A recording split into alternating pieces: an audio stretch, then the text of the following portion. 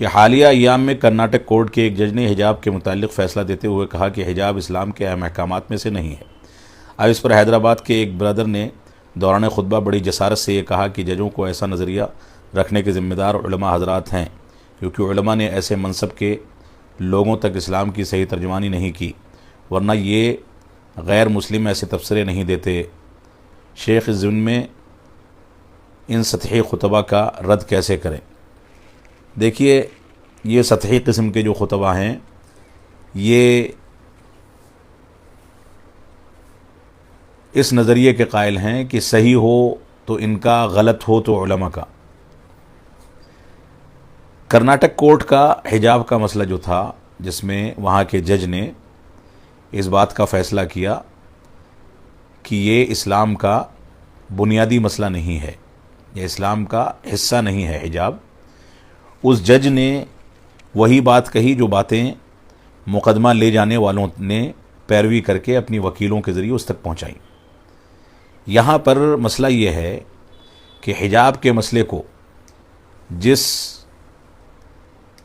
تنظیم نے، جو تنظیم غیر اسلامی ہے، جذباتی ہے،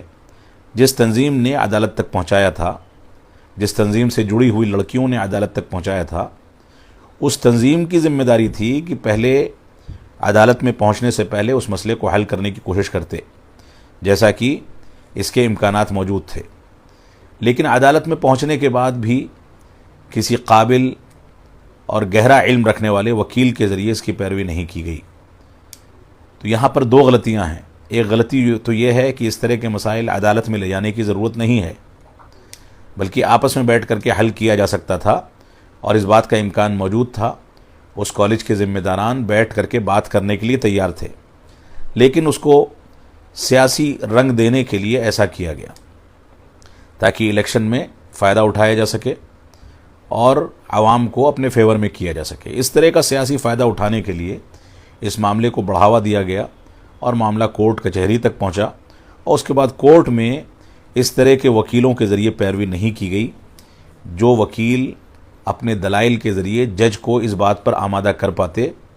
کہ وہ یہ فیصلہ دے کہ حجاب اسلام کا لازمی حصہ ہے۔ یہاں غلطی جو ہے وہ اصل میں اس وکیل کی ہے جو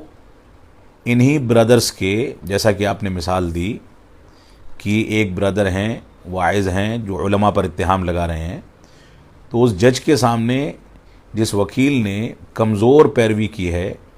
یہ وکیل اور اس سے منسلک تنظیمیں، یہ سب اسی طرح کے برادرز کا منہج رکھنے والے لوگ ہیں۔ اللہ رب العالمین ہم کو ہدایت عطا فرمائے۔